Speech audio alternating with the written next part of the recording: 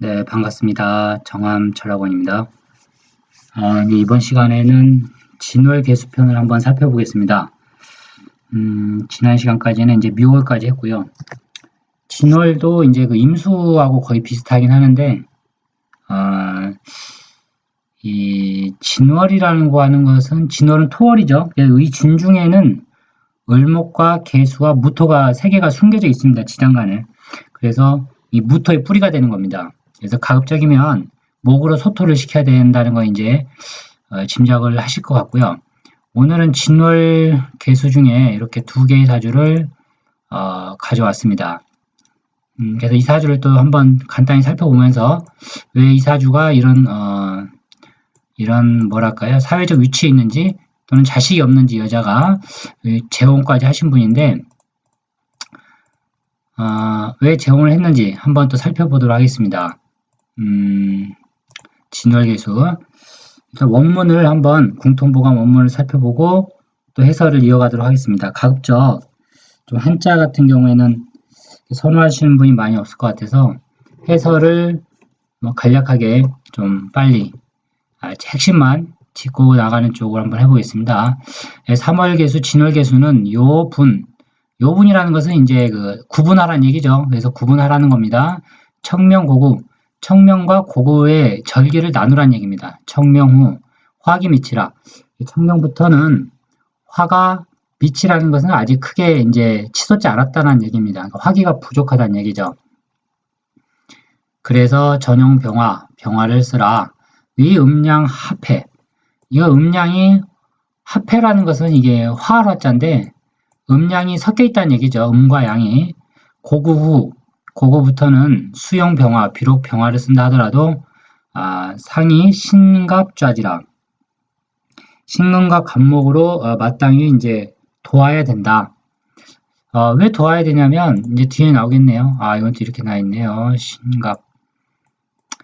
신묘 임진의 개미 병진 생 상반월 용병화. 이 같은 신묘 임진 개미 병진 생은 상반월에는 병화를 쓰고 병화를 써서 현달했고 생 하반월생. 하반월에 났다는 것은 쉽게 얘기하면 이제 청명. 이 하반월은 청명 후 음력 15일간을 얘기하는 겁니다. 상반월은 당연히 그러면 고구 후 15일을 나타내는 거죠. 음력은 30일이 있으니까 상반월, 하반월 이런 표현이 있습니다. 생하반월 필무상 신금계수라. 하반월생은 반드시 무상, 상함이 없어야 된다. 신금과 계수가 상함이 없어야 된다는 얘기죠. 그랬을 경우에 방묘, 묘함이 있다. 이제 그 얘기인데, 지금 이 사주를 가지고 얘기하는 건데, 신묘임진의 개미병진이라. 이걸 좀 한번 써볼까요? 아니면 다음 예제를 통해서 한번 그냥 설명을 이어가도록 하겠습니다. 방묘, 연병, 역불가소. 이런 용고로 병화 또한 작아서는 안 된다. 그러니까 병화도 힘이 있어야 된다는 얘기입니다. 병화도 있어야 되고, 이럴 경우 용병, 목처하자라. 이 병화가 이제 용신이 되는 겁니다. 그래서 병화가 자식이 된다. 3월계수 종화다자. 3월계수인데 화합이 많은 경우, 무게합화를 얘기하는 거죠, 지금. 이럴 경우 무토와 계수가 있고 진월이니까요. 이렇게 해서 종화다자.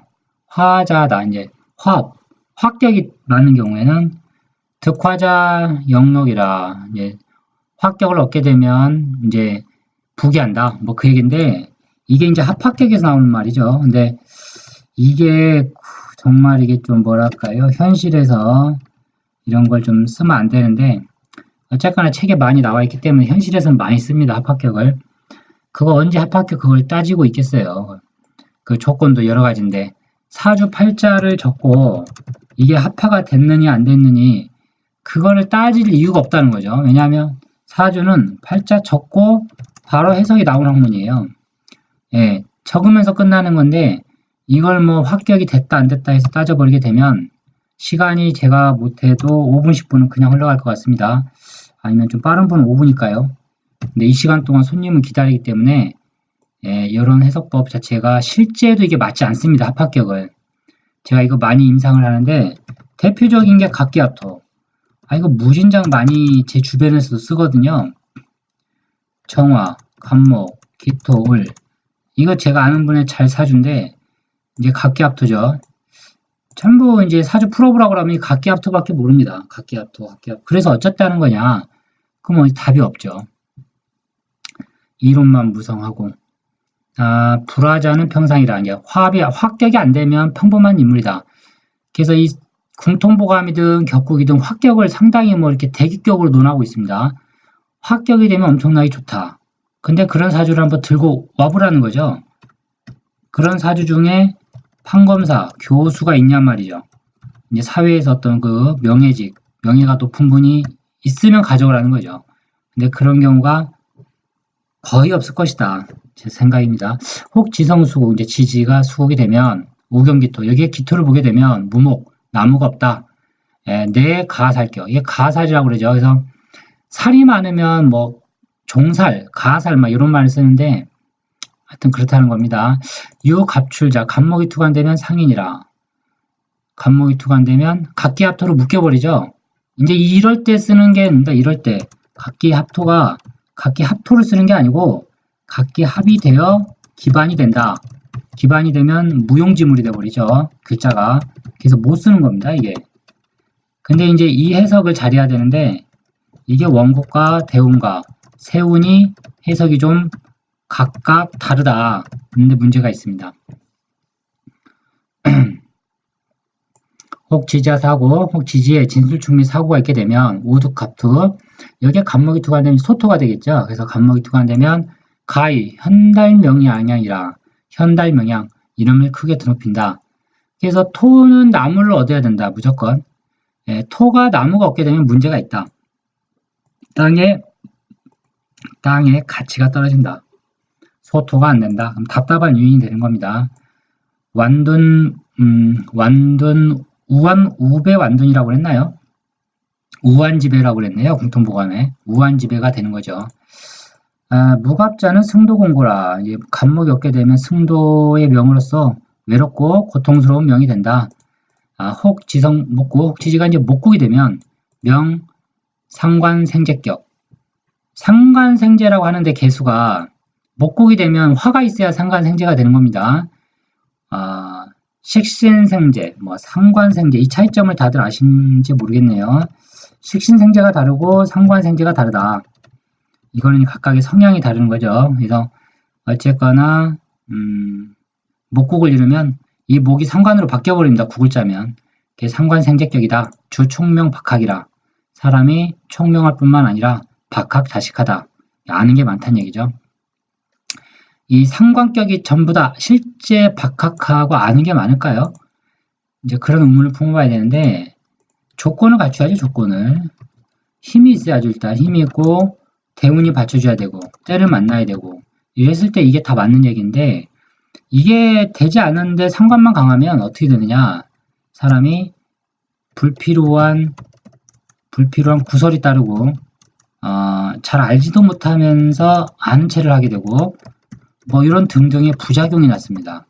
사주는 이런 긍정적 작용과 부정적 작용의 장단점을 명확히 알고 있어야만이 사주 상담이 가능합니다. 의록분유라. 의록 충분해요. 의록이 역시 충분하다. 의록이 이제 풍부하다. 충분할 충자에 이제 요가 어떤 가득 차 있다라는 그런 뜻입니다. 삼월개수, 진월개수는 신갑계 작용이라. 신금과 간목은 작용이라고 하는 것은 이제 때에 따라서 쓴다는 겁니다. 절대적으로 쓰는 게 아니고 상반월, 하반월을 나눠서 이제 쓰라는 얘기죠. 참고해서 하반월을 토초금자라. 하반월일 경우에는 이제 금이 용신이다. 그래서 토가 바로 이제 자식이 된다. 그 얘기입니다. 제가 이제 이 두 개의 사주를 한번 이렇게 발췌를 해봤는데요. 이 사주가 이제 조금 어떻게 보면 인생 곡절이 좀 있는 분의 여명 사주입니다. 이분이 인생 곡절이 있는데 왜 그런지 한번 살펴보겠습니다. 자, 진월의 개수는 병화를 쓴다고 그랬죠. 여기 있는 건 좋습니다. 병화는 하늘에 떠 있는 광명으로서 태양이죠. 태양이 광명이 떠 있는 거죠. 그 시가 있기 때문에 그래도 말년에 이런 분들 돈복 좋습니다. 예, 돈복이 좋아요. 제가 이 사주와 똑같지는 않은데 개수가 병화를 본 분의 그 사주를 아는데 돈이 있어가지고 이제 집 지으면서 식당업을 하시는 분이에요. 여명이신데 이렇게 되면 반드시 돈 있습니다. 이 사람 돈 없을 수가 없어요. 자, 근데 이분이 왜 이혼을 했을까? 관이 3개라서 이혼을 했을까? 아니면 요 일지에 묘목 식상을 깔고 있어서 토가 죽어서 이혼을 했을까? 다 맞는 해석들입니다. 다 가능성 있는 거죠.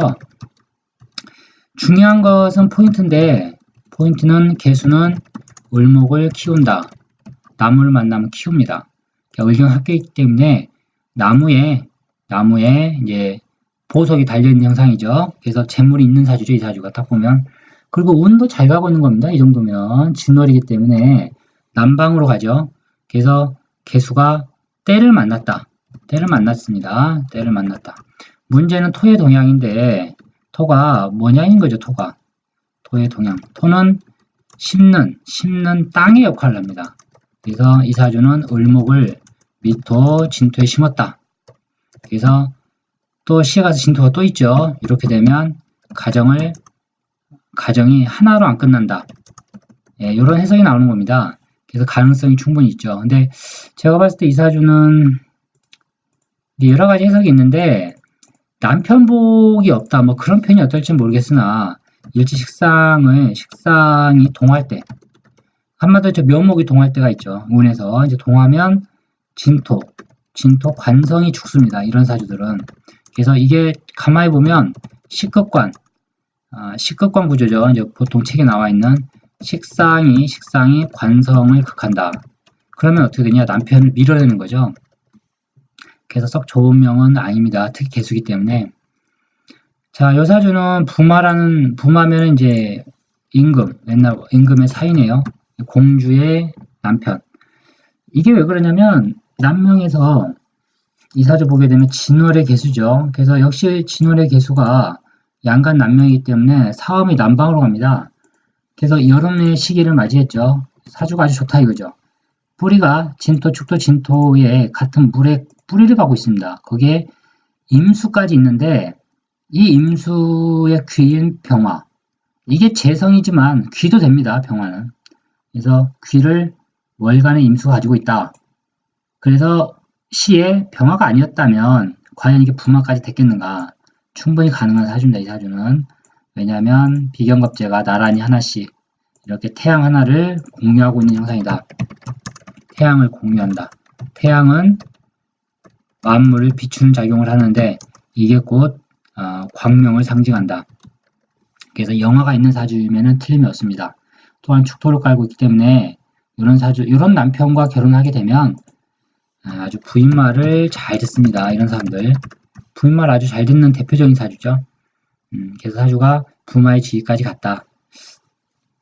그 정도로 이제 보면 맞을 것 같습니다. 자, 이상으로 이제 진월 개수편을 제가 이제 설명을 해드렸고요. 다음 시간에는 4월 개수를 시작하겠습니다. 감사합니다.